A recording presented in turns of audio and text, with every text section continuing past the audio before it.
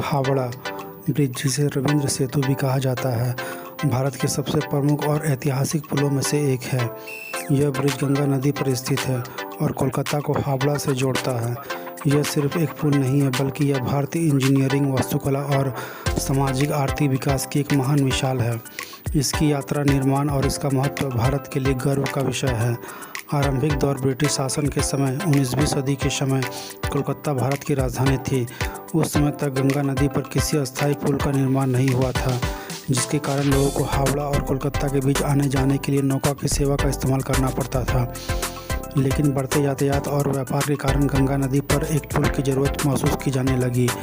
1871 में हावड़ा ब्रिज के लिए पहली बार योजना बनाई गई।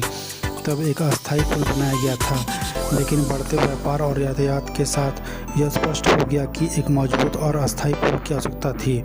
इसलिए 1930 के दशक में पुल के नए डिज़ाइन और निर्माण की दिशा में कदम बढ़ाए गए।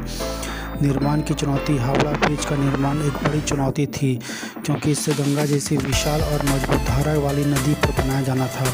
साथ ही उस समय तक उपलब्ध तकनीकी संसाधन भी सीमित थे। पुल के निर्माण के लिए अत्याधुनिक इंजीनियरिंग तकनीकों का उपयोग किया गया।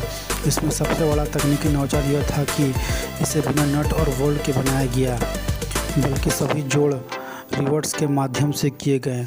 1936 में ब्रिज का निर्माण कार्य शुरू हुआ और लगभग 6 सालों की कड़ी मेहनत के बाद 1943 में हावड़ा ब्रिज को जनता के लिए खोला गया। इसका डिज़ाइन ब्रिटिश इंजीनियर द्वारा किया गया था, लेकिन इसे भारत के श्रमिकों और इंजीनियर ने अपने हाथों से बनाया। इसमें स्टील का उपयोग हुआ था और इसकी अधिकांश सामग्री टाटा स्टील द्वारा आपूर्ति की गई थी, जो उस समय भारतीय औद्योगिक क्षमता का प्रतीक था। विश्व युद्ध और हावड़ा ब्रिज का निर्माण द्वितीय विश्व युद्ध के कठिन समय के दौरान हुआ था। यह एक समय था जब संसाधनों की भारी कमी थी और युद्ध के कारण कई चुनौतियां सामने आई, लेकिन भारतीय इंजीनियर और श्रमिकों ने कठिन परिस्थितियों के बावजूद इस पुल को सफलतापूर्वक पूरा किया। यह उनके साहस और दृढ़ संकल्प का प्रतीक है। हावड़ा ब्रिज के निर्माण में कई इंजीनियरिंग तकनीकों का उपयोग किया गया। सबसे बड़ा आश्चर्य यह है कि यह ब्रिज बिना किसी पिलर के बनाया गया है, यानी गंगा नदी के बीच में कोई पिलर नहीं है जो इस पुल को सहारा दे सके। इसके बजाय यह पूरा पुल अपने 2 किनारों पर आधारित है। इस तरह का निर्माण उस समय के लिए एक क्रांतिकारी अवधारणा थी और यह आज भी विश्व के महान इंजीनियरिंग चमत्कारों में से एक माना जाता है। यह पुल 1500 फुट लंबा है और दुनिया के सबसे लंबे कैंटिलीवर पुलों में से एक है। इसका भार उठाने की क्षमता बहुत अधिक है और यह प्रतिदिन लाखों यात्रियों और वाहनों को आसानी से संभालता है।